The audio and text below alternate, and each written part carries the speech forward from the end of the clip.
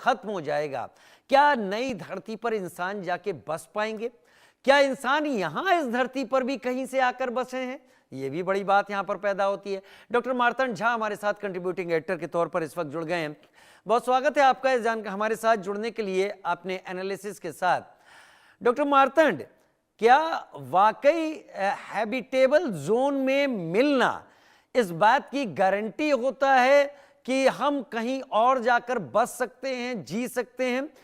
और दूसरी बात ये, अगर ये हमारे सोलर सिस्टम से बाहर है, तो अगर मैं गलत नहीं हूं तो वॉयेजर 1 को ही सोलर सिस्टम पार करने में 35 साल लग गए थे। तो क्या ये इतनी दूर है कि वहां तक जाना भी एक बड़ी बात होगी? डिटेल्ड एनालिसिस आपका। जी, मेरा एक बहुत ही पसंदीदा विषय है। मनुष्य जाति ने हमेशा सोचा है कि वो धरती से बाहर जाके अपना जीवन यापन करे। लेकिन हम एक स्पेस में कहते हैं एक terminology that we are primarily earth bound species. इसका मतलब ये है कि हम जिस तरीके से बने हैं वो इस पृथ्वी के लिए बने हैं, इस धरती के लिए बने हैं।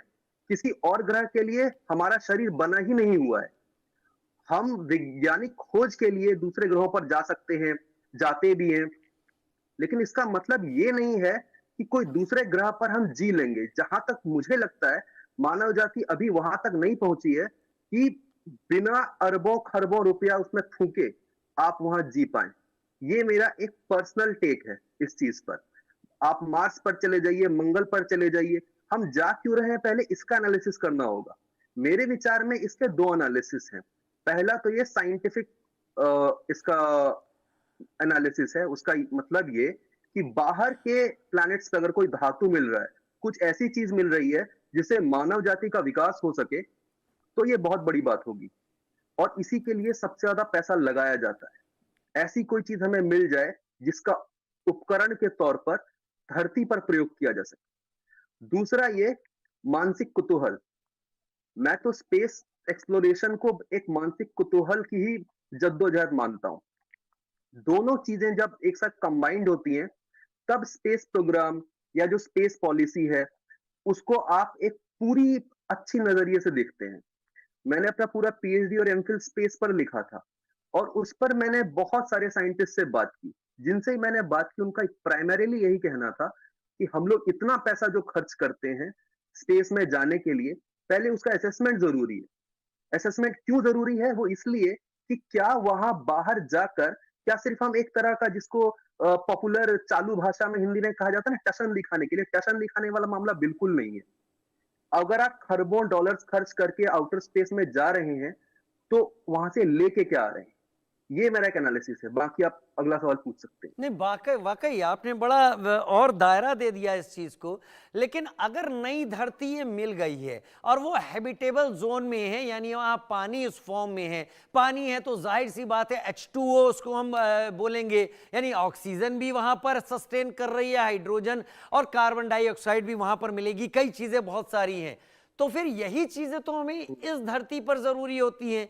ये भी अगर वहां मिल रही हैं उसी एनवायरमेंट में, तो क्यों नहीं रह पाएगा ये शरीर एक बार वहां पहुंच जाए तो? सवाल अच्छा है, मैं इसका दो तरह से जवाब देना चाहता हूं। पहला तो ये कि हम लोग जो आज बने हैं, जहां तक पहुंचे हैं, जिसकी यात्रा एंथ्रोपोलॉजी की एक यात्रा कही जा सकती है, मानव का विकास, मानव जाति जहां तक आज पहुंच पाई है, वो पीढ़ी दर पीढ़ी, साल दर साल, दशक दर दशक, फिर सेंचुरी दर सेंचुरी, आज हम वहां खड़े हैं एक बहुत बड़ी यात्रा के बाद। आपका सवाल है अगर सिर्फ H2O मिल रहा है तो हम वहां क्यों नहीं रह सकते हैं? सिर्फ H2O मिलना भर मेरे विचार में काफी नहीं है। क्या हम लोग जो आज जी रहे हैं सिर्फ H2O के बदौलत जी रहे हैं और कुछ नहीं चाहिए हमें? अगर हम एक सस्टेनेबल हैबिटेट की बात करते हैं तो सिर्फ पानी के अंश मिल जाना काफी भर नहीं है।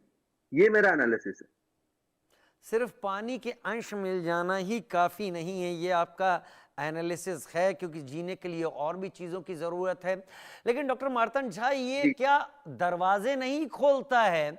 अगर हम कुछ दिन पहले ही जिक्र कर रहे थे कि ये सोलर सिस्टम 1 अरब साल बाद खत्म हो जाएगा, हालांकि 100 करोड़ साल का वक्त है, मानव के हिसाब से बहुत बड़ा वक्त है, और तब तक और खोज होंगी, शायद एवियोनिक्स इतना आगे बढ़ जाए कि हम स्पीड को भी बहुत ज्यादा एक्सेलरेट कर सकें, आगे ले जा सकें। लेकिन बात यह है कि क्या हम इस धरती पर ही पैदा हुए या हम भी यहां पर कहीं और से आकर यहां पर सस्टेन हुए हैं, ये भी तो अभी पूरी तरीके से प्रूव नहीं हुआ है। मैंने सुना है कि रिसर्च इस बात की भी हो रही है कि ह्यूमन स्पीसी इस धरती पर भी कहीं और से तो नहीं आई है। देखिए, मैं फिर वही कहूंगा, इसका एक फिलोसफिकल क्वेश्चन है कि हम लोग जो हैं, हम लोग जो जिंदगी जी रहे हैं, बार बार ये सोचते हैं क्या ये काफी है, क्या इससे आगे कुछ निकला जा सकता है।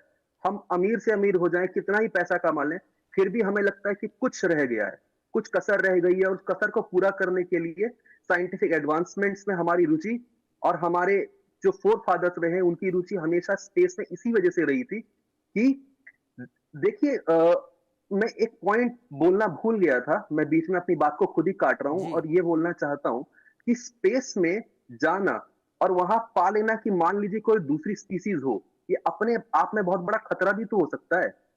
हम ये सोच रहे हैं कि हमने एक H2O पा लिया है किसी खोज में, किसी रिसर्च में, लेकिन अकेला होना पूरे ब्रह्मांड में और किसी और प्रजाति के साथ होना, दोनों ही खतरे की निशानी, अकेला दोनों होना ही या खतरे की किसी और निशानी। के साथ होना खतरे की निशानी है, लेकिन ये सोच जी। और ये निष्कर्ष निकालना, ये कितना बड़ा स्टेप है। जाहिर सी बात है साइंटिस्ट अब यहीं पर नहीं रुकने वाले, वो इसके आगे भी जाएंगे, डाटाज और एनालाइज करेंगे। शायद आगे आने वाले दिनों में और बेहतर टेलीस्कोप हो, या और बेहतर हमारे पास इक्विपमेंट हो, या और बेहतर स्पेस क्राफ्ट हो, जिनसे हम और आगे जाकर इस तरह की रिसर्च कर सकें। तो ये तो अब एक दरवाजा, एक विंडो ओपन हुई है, ये तो एंडलेस है, कहीं भी ले जा सकती है। देखिए, ब्रह्मांड तो अपने आप में मानव जाति के लिए एक विंडो है। एक फिजिक्स का अगर आप इतिहास देखें तो आप पाएंगे बिग बैंग थ्योरी में क्या हुआ था। जो, अगर आपको याद हो, वो जमाना जब हम ब्लैक एंड व्हाइट टेलीविजन में डिस्टर्ब स्क्रीन देखते थे, जिसमें सफेद स्क्रीन पर काले डॉट्स आते थे। जी अगर आपको याद हो, अब जी तो मुझे नहीं पता कितने बच्चों को याद होगा, लेकिन जी 90s में जिन्होंने देखा है, उन्होंने, जब टीवी में डिस्टर्बेंस होती थी, एंटीना घुमाते थे, उसके बीच में काले एग्जैक्टली डॉट्स आते थे। हाँ काले डॉट्स क्या है? वो बिग बैंग थ्योरी पे जो लाइट निकली है, वो काले डॉट्स उसी को दिखा रहे हैं। सो बेसिकली हम लोग 1 अरब साल पीछे का जो एक तरह से टाइम मशीन ही तो देख रहे हैं, राइट? ये जो उस समय क्या हुआ था बिग बैंग के समय पर, जो पॉजिटिव चार्ज थे वो नेगेटिव चार्जेस को कैंसिल कर रहे थे। एक ने एक को कैंसिल किया, दो ने दूसरे को कैंसिल किया, एक अरबवे ने एक अरबवे को कैंसिल किया। उसके बाद एक अपवाद निकला, मतलब 1 अरब के बाद जो पहला पार्टिकल आया, उसको उसका साथी, उसका पार्टनर नहीं मिला, वाकई तो बच गया। फिर वही प्रक्रिया शुरू हुई। तो एक, कई मायनों में हमारा ब्रह्मांड ही एक तरीके से एक अपवाद है कि हर 1 अरब के बाद एक ऐसा पार्टिकल चार्ज होता था जिसको अपना पार्टनर नहीं मिलता था, और उससे आपकी पूरी आकाशगंगा बनी है, उससे आपका पूरा कॉन्स्टिलेशन बना है। तो हमारा जीवन, हम जो खुद एज अ प्रजाति जहां पर आए हैं, ये पूरी तरह ये खत्म हो जाएगा। क्या नई धरती पर इंसान जाके बस पाएंगे? क्या इंसान यहां इस धरती पर भी कहीं से आकर बसे हैं? ये भी बड़ी बात यहां पर पैदा होती है। डॉक्टर मार्तंड झा हमारे साथ कंट्रीब्यूटिंग एडिटर के तौर पर इस वक्त जुड़ गए हैं। बहुत स्वागत है आपका इस हमारे साथ जुड़ने के लिए, आपने एनालिसिस के साथ। डॉक्टर मार्तंड, क्या वाकई हैबिटेबल जोन में मिलना इस बात की गारंटी होता है कि हम कहीं और जाकर बस सकते हैं, जी सकते हैं? और दूसरी बात ये, अगर ये हमारे सोलर सिस्टम से बाहर है, तो अगर मैं गलत नहीं हूं तो वॉयेजर 1 को ही सोलर सिस्टम पार करने में 35 साल लग गए थे। तो क्या ये इतनी दूर है कि वहां तक जाना भी एक बड़ी बात होगी? डिटेल्ड एनालिसिस आपका। जी, मेरा एक बहुत ही पसंदीदा विषय है। मनुष्य जाति ने हमेशा सोचा है कि वो धरती से बाहर जाके अपना जीवन यापन करे, लेकिन हम एक स्पेस में कहते हैं एक terminology that we are primarily earth bound species. इसका मतलब ये है कि हम जिस तरीके से बने हैं वो इस पृथ्वी के लिए बने हैं, इस धरती के लिए बने हैं। किसी और ग्रह के लिए हमारा शरीर बना ही नहीं हुआ है। हम वैज्ञानिक खोज के लिए दूसरे ग्रहों पर जा सकते हैं, जाते भी हैं, लेकिन इसका मतलब ये नहीं है कि कोई दूसरे ग्रह पर हम जी लेंगे। जहां तक मुझे लगता है, मानव जाति अभी वहां तक नहीं पहुंची है कि बिना अरबों खरबों रुपया उसमें फूके आप वहां जी पाए। ये मेरा एक पर्सनल टेक है इस चीज पर। आप मार्स पर चले जाइए, मंगल पर चले जाइए, हम जा क्यों रहे हैं पहले इसका एनालिसिस करना होगा। मेरे विचार में इसके दो एनालिसिस हैं। पहला तो ये साइंटिफिक इसका एनालिसिस है। उसका मतलब ये कि बाहर के प्लैनेट्स पे अगर कोई धातु मिल रहा है, कुछ ऐसी चीज मिल रही है जिससे मानव जाति का विकास हो सके, तो ये बहुत बड़ी बात होगी और इसी के लिए सबसे ज्यादा पैसा लगाया जाता है। ऐसी कोई चीज हमें मिल जाए जिसका उपकरण के तौर पर धरती पर प्रयोग किया जा सके। दूसरा ये मानसिक कुतूहल। मैं तो स्पेस एक्सप्लोरेशन को एक मानसिक कुतूहल की ही जद्दोजहद मानता हूं। दोनों चीजें जब एक साथ कंबाइंड होती हैं, तब स्पेस प्रोग्राम या जो स्पेस पॉलिसी है, उसको आप एक पूरी अच्छी नजरिए से देखते हैं। मैंने अपना पूरा पीएचडी और एमफिल स्पेस पर लिखा था और उस पर मैंने बहुत सारे साइंटिस्ट से बात की। जिनसे मैंने बात की उनका प्राइमरीली यही कहना था कि हम लोग इतना पैसा जो खर्च करते हैं स्पेस में जाने के लिए, पहले उसका असेसमेंट जरूरी है। असेसमेंट क्यों जरूरी है? वो इसलिए कि क्या वहां बाहर जाकर क्या सिर्फ हम एक तरह का जिसको पॉपुलर चालू भाषा में हिंदी में कहा जाता है ना, टशन दिखाने के लिए, टशन दिखाने वाला मामला बिल्कुल नहीं है। अगर आप खरबों डॉलर्स खर्च करके आउटर स्पेस में जा रहे हैं, तो वहां से लेके क्या आ रहे हैं? ये मेरा एक एनालिसिस है। बाकी आप अगला सवाल पूछ सकते हैं। नहीं, वाकई वाकई आपने बड़ा और दायरा दे दिया इस चीज को। लेकिन अगर नई धरती ये मिल गई है और वो हैबिटेबल जोन में है, यानी वहाँ पानी इस फॉर्म में है, पानी है तो जाहिर सी बात है H2O उसको हम बोलेंगे, यानी ऑक्सीजन भी वहाँ पर सस्टेन कर रही है, हाइड्रोजन और कार्बन डाइऑक्साइड भी वहाँ पर मिलेगी, कई चीज़ें बहुत सारी हैं। तो फिर यही चीज़ें तो हमें इस धरती पर ज़रूरी होती हैं। ये भी अगर वहाँ मिल रही हैं उसी एनवायरनमेंट में, तो क्यों नहीं रह पाएगा ये शरीर एक बार वहां पहुंच जाए तो? सवाल अच्छा है। मैं इसका दो तरह से जवाब देना चाहता हूं। पहला तो ये कि हम लोग जो आज बने हैं, जहां तक पहुंचे हैं, जिसकी यात्रा एंथ्रोपोलॉजी की एक यात्रा कही जा सकती है, मानव का विकास, मानव जाति जहां तक आज पहुंच पाई है, वो पीढ़ी दर पीढ़ी, साल दर साल, दशक दर दशक, फिर सेंचुरी दर सेंचुरी, आज हम वहां खड़े हैं एक बहुत बड़ी यात्रा के बाद। आपका सवाल है कि अगर सिर्फ H2O मिल रहा है तो हम वहां क्यों नहीं रह सकते हैं? सिर्फ H2O मिलना भर मेरे विचार में काफी नहीं है। क्या हम लोग जो आज जी रहे हैं सिर्फ H2O के बदौलत जी रहे हैं और कुछ नहीं चाहिए हमें? अगर हम एक सस्टेनेबल हैबिटेट की बात करते हैं तो सिर्फ पानी के अंश मिल जाना काफी भर नहीं है। ये मेरा एनालिसिस है। सिर्फ पानी के अंश मिल जाना ही काफ़ी नहीं है, ये आपका एनालिसिस है, क्योंकि जीने के लिए और भी चीज़ों की ज़रूरत है। लेकिन डॉक्टर मार्तंड झा, ये जी। क्या दरवाजे नहीं खोलता है?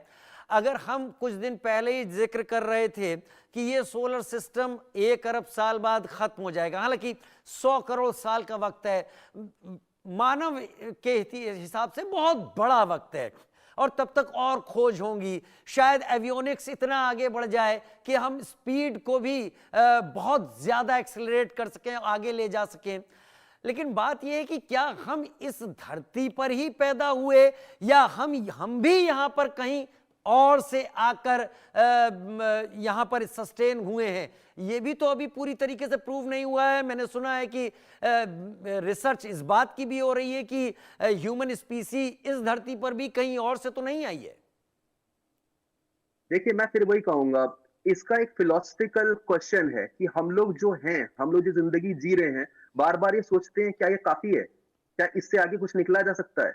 हम अमीर से अमीर हो जाएं, कितना ही पैसा कमा लें, फिर भी हमें लगता है कि कुछ रह गया है, कुछ कसर रह गई है, और उस कसर को पूरा करने के लिए साइंटिफिक एडवांसमेंट्स में हमारी रुचि और हमारे जो फोर फादर्स रहे हैं उनकी रुचि हमेशा स्पेस में इसी वजह से रही थी कि देखिए, मैं एक पॉइंट बोलना भूल गया था। मैं बीच में अपनी बात को खुद ही काट रहा हूं जी। और ये बोलना चाहता हूं कि स्पेस में जाना और वहां पा लेना कि मान लीजिए कोई दूसरी स्पीसीज हो, ये अपने आप में बहुत बड़ा खतरा भी तो हो सकता है। हम ये सोच रहे हैं कि हमने एक H2O पा लिया है किसी खोज में, किसी रिसर्च में, लेकिन अकेला होना पूरे ब्रह्मांड में और किसी और प्रजाति के साथ होना, दोनों ही खतरे की निशानी, अकेला दोनों होना ही या खतरे की किसी और निशानी। के साथ होना खतरे की निशानी है।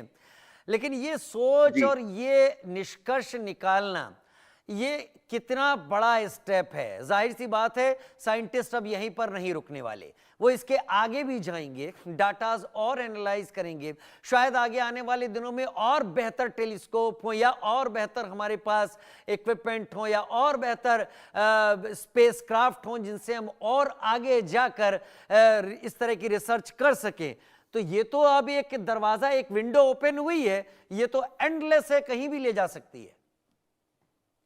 देखिए, ब्रह्मांड तो अपने आप में मानव जाति के लिए एक विंडो है। एक फिजिक्स का अगर आप इतिहास देखें तो आप पाएंगे बिग बैंग थ्योरी में क्या हुआ था। जो अगर आपको याद हो, वो जमाना जब हम ब्लैक एंड व्हाइट टेलीविजन में डिस्टर्ब स्क्रीन देखते थे, जिसमें सफेद स्क्रीन पर काले डॉट्स आते थे। जी अगर आपको याद हो, अब जी तो मुझे नहीं पता कितने बच्चों को याद होगा, लेकिन जी 90s में जिन्होंने देखा है, उन्होंने जब टीवी में डिस्टर्बेंस होती थी, एंटीना घुमाते थे, उसके बीच में काले एग्जैक्टली डॉट्स आते थे। हाँ काले डॉट्स क्या है? वो बिग बैंग थ्योरी पे जो लाइट निकली है, वो काले डॉट्स उसी को दिखा रहे हैं। सो बेसिकली हम लोग 1 अरब साल पीछे का जो एक तरह से टाइम मशीन ही तो देख रहे हैं, राइट? ये जो उस समय क्या हुआ था बिग बैंग के समय पर, जो पॉजिटिव चार्ज थे वो नेगेटिव चार्जेस को कैंसिल कर रहे थे। एक ने एक को कैंसिल किया, दो ने दूसरे को कैंसिल किया, एक अरबवे ने एक अरबवे को कैंसिल किया। उसके बाद एक अपवाद निकला, मतलब 1 अरब के बाद जो पहला पार्टिकल आया, उसको उसका साथी, उसका पार्टनर नहीं मिला, वाकई तो बच गया। फिर वही प्रक्रिया शुरू हुई। तो एक कई मायनों में हमारा ब्रह्मांड ही एक तरीके से एक अपवाद है कि हर 1 अरब के बाद एक ऐसा पार्टिकल चार्ज होता था जिसको अपना पार्टनर नहीं मिलता था, और उससे आपकी पूरी आकाशगंगा बनी है, उससे आपका पूरा कॉन्स्टिलेशन बना है।